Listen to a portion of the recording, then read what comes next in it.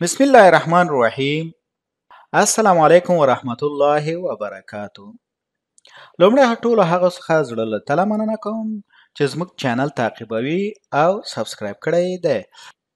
کوم تر دې دمه پورې نوي سبسکرایب کړئ نو مهرباني وکړئ په سبسکرایب بټن باندې کلیک کړئ. که چیرې مو ویډیو خوښه شوه نو په لایک بټن باندې کلیک وکړئ.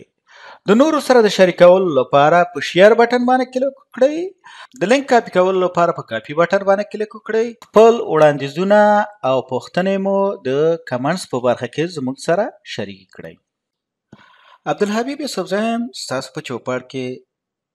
د ټي سیکوال روزنیز کورس لپاره ښوونکی یم. ټي سیکوال د مایکروسافت کمپنۍ لخوا رامنځته شوی ډیټابیس ژبه ده او په مایکروسافت سیکوال سرور کې د معلوماتو تنظیم او تحلیل لپاره کارول کیږي. زه د مایکروسافت لخوا تایید شوی ډیټابیس ډیولپر، ډیټابیس اډمنسټریټور، مایکروسافت ایکسل آفیس سپیشلیست او مایکروسافت ورد آفیس سپیشلیست یم. د کمپیا څخه مې هم دوه سرټیفیکیټونه ترلاسه کړي دي چې ITF سرټیفاید A پلس سرټیفاید. د ډیټابیس جوړولو او مدیریت په برخه کې، د معلومات تنظیم په برخه کې او د معلوماتو د کیفیت او کمیت کنټرول په برخه کې د بیلابیلو نړیوالو موسسو سره تقریبا 20 کاله کاري تجربه لرم. اوس راځو بیا هم یو څه زیاتوالی په دې کمنټس کې یو څه مثال د سنټاکسو کې یو څه زیاتوالی راوړو، لږ اډوانس په شکل باندې لږ پیچلی کوي. راځو دا سلیکټ کوو، مثال ورته وایو چې دا کمنټس او لومړی دا ټیبل زه د منځه وړم، ډراپ ام پی دا مې سلیکټ کړ او ورته وایم چې اکزیکیوټ. نو دا ټیبل څه وایي چې مثال کمپلیشن دا انون. ها دلته ګوره موږ ډراپ ام پی دا مثال د دې لپاره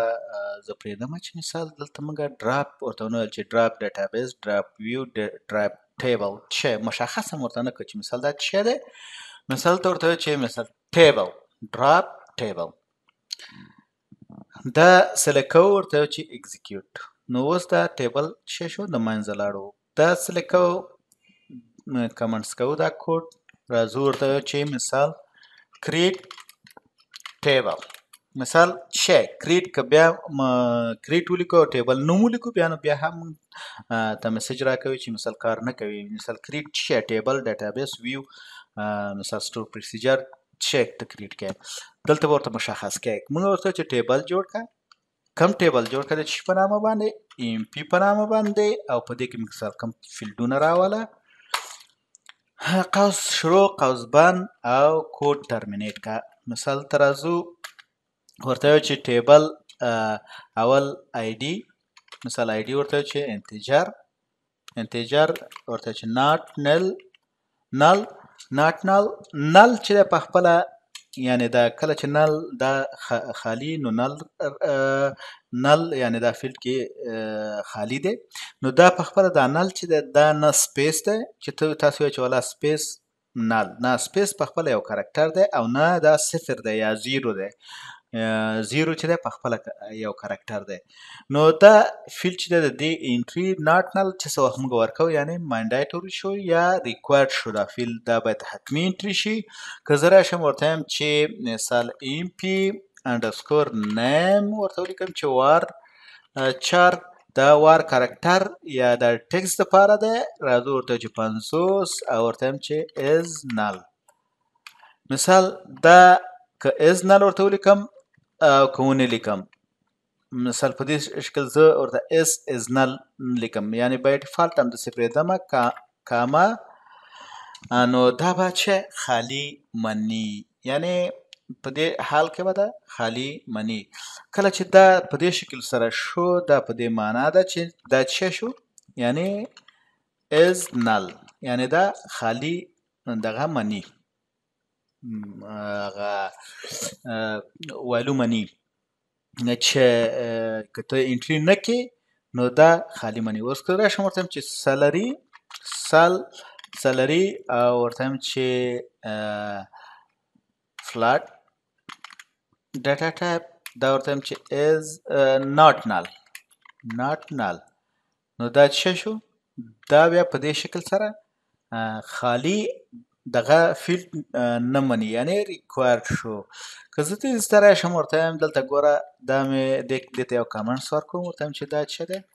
ریکوایرډ یعنی حتمی باید د دې انټري وشي څه وشي حتمی انټري وشي او خالی نه منل کیږي په دې شکل سره دا خو ټیبل شو ټیبل مو جوړ کو تر اوسه هم لا کوډ هم ورته وکړو جوړ کړی هم نه دی اوس دا سلیکټ کوو دا کوډ خپل او ورته چې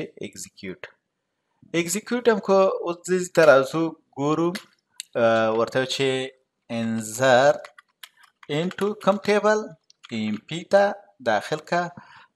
په دې دا ځل ګوره زه هېڅ فیلډونه نه دغه کوم نه مشخص کوم د دې ټیبل دې دپاره ورته وایم چې ویلیوز مثال د دې دغه دا دی چې یعنې که چېرته تاسو فیلډونه مشخص نه کړئ نو دلته به بیا اول آی ډي دپاره معلومات داخلوئ بیا به مثال د ام پی نیم دپاره او بیا سلري دپاره په دې شکل سره زه ورته وایم چې آی ډي یو شو او نوم یې مثال زکي او سلري چې ده مثال 500 دا یې څه شو سلري شوه اوس دا کوډ مې وکړو دا رن کومه په دې شکل سره رن مثال دا رن شو یعنی ډاټا ټیبل ته ورداخله شوه وی یو را افیکټډ مثال دغه ډاټا ورداخل شو اوس ګورو چې دغه ډاټا په دې ټیبل کې شته که نشته زه اوس ورته راځم ورته وایم چې سلیکټ آل ټول فیلډونه فرام امپی د امپی څخه د کوم ټیبل څخه